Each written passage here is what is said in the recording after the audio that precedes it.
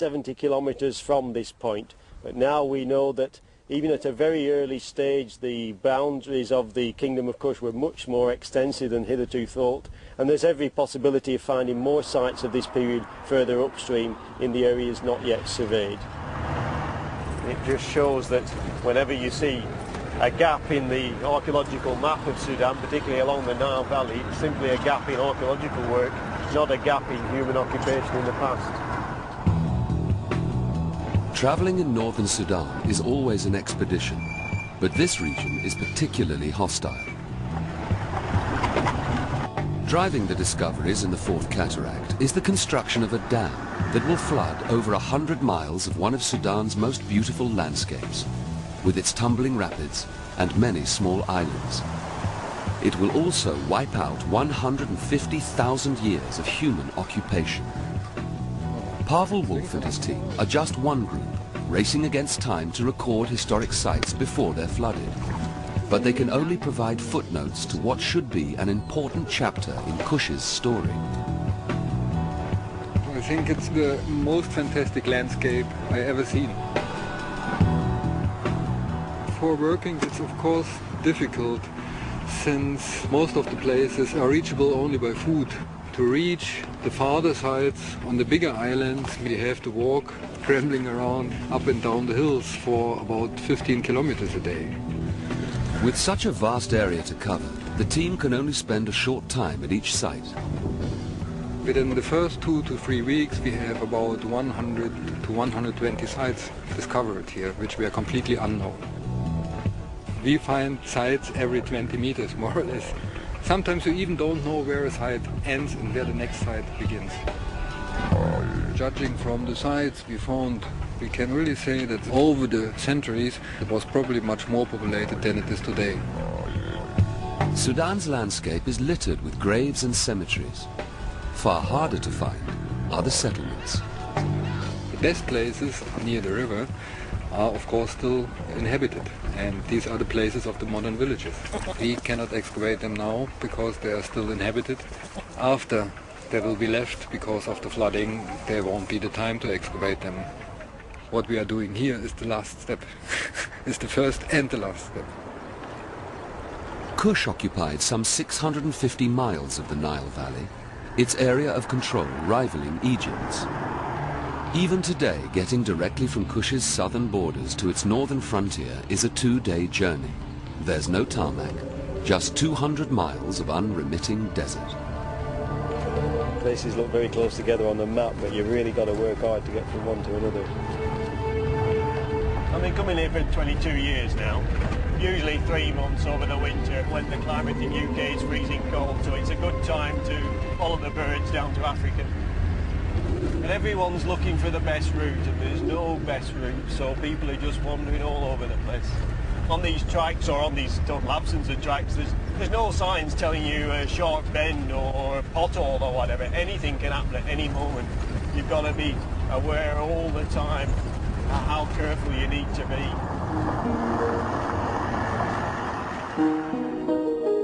We know from Egyptian records that Kush's northern frontier capital at Sai Island was the gateway for trade between the two great powers. But only one clue remains for the great metropolis that once stood here. The main evidence we have for that comes from this cemetery over in the distance here. It's a very large cemetery dominated by some really massive tumuli, burials of very important individuals.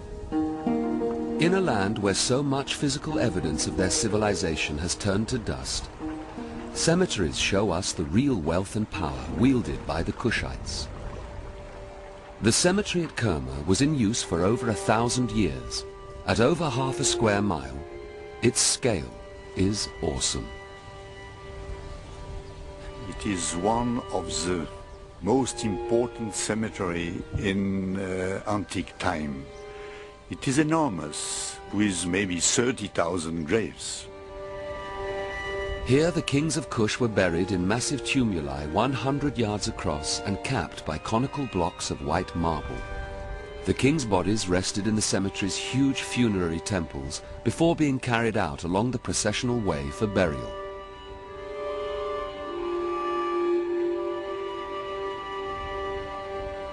Like the pharaohs, Kushite kings took their wealth to their graves. And plenty of companions too. When Reisner came here, he found in this passage a lot of sacrificed bodies. Reisner was thinking that it was some Negroes or slaves, but recent anthropological studies show us that it was maybe of the same family of the king. Whether these people went to their deaths willingly remains a mystery. There's no forensic evidence to show they were executed. They seem to have just laid down and awaited a slow death as sand was piled over them. Reisner found many statues and pieces of statue. One was extraordinary, it is Senuit. This statue of an Egyptian noblewoman was just one of the many Egyptian grave goods Reisner found in 1916. He believed such valuable objects could only belong to Egyptians, and never considered that black Africans might have taken them from Egypt by force. Reisner should have asked himself why Egypt troubled to build a string of massive fortresses on its southern frontier. The guidebooks tell you these forts have all been swallowed up by Lake Nasser after the building of the Aswan Dam in the 1960s. But Derek Welsby decided to check this out for himself at Uranati. And Uranati still has its defenders. Getting over here was a bit tricky, but it's great to be here. I don't think anyone else has been here, any archaeologists, for the last 30 odd years or more. It was marvellous.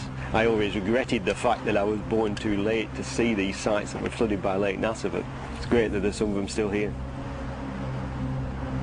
People have always wondered, why the Egyptians needed to build such massive fortifications at the same time as they're always talking about the people beyond the frontier as miserable Kush, wretched Kush. I mean, this really shows how frightened the Egyptians were of these people. These are some of the most impressive fortifications dating from the ancient world. Around the mid-17th century BC, Egypt pulled out and the Kushite army took control of the forts. But this was no friendly changing of the guard. There had been a seismic shift in the balance of power between the two rivals. In 1650 BC, mighty Egypt was on its knees. Its pharaoh had lost control of Lower Egypt, and from the south, Kush was about to invade. The rest is history, or it is now, thanks to Vivian Davis's discovery at El Kab. He has found the missing link between what archaeology can only guess at and recorded fact.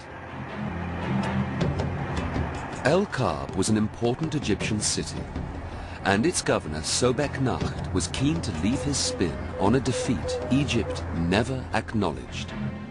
Here we're fortunate that what Sobek Nacht wants to tell us about is concerned with something very special, a great historical event that we otherwise might not have learnt about. He's keen to tell us because he himself played a heroic role in the defence of his own town. The inscription tells us that he repaired the rampart, prepared the soldiery, and defended the town valiantly. And he goes on to say, vile Kush came. This force was enormous. It was unprecedented in size, and it covered the desert right up to the southern point of the Egyptian delta. So what we have here for the first time is an indication that the kingdom of Kush swept into Egypt right through, and as we think now, took back to Kerma, its capital, an enormous amount of loot.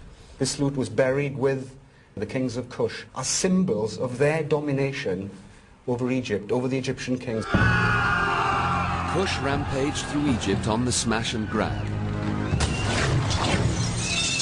With its saddlebags bulging with loot, the Kushite army headed home, and fatally gave Egypt time to recover. Egypt eventually struck back, and took Kush's trading capital at Sai Island, opening up the frontier. The balance of power had swung Egypt's way. And now its pharaoh, Thutmose I, was hell-bent on making Kush pay the price of daring to humiliate Egypt.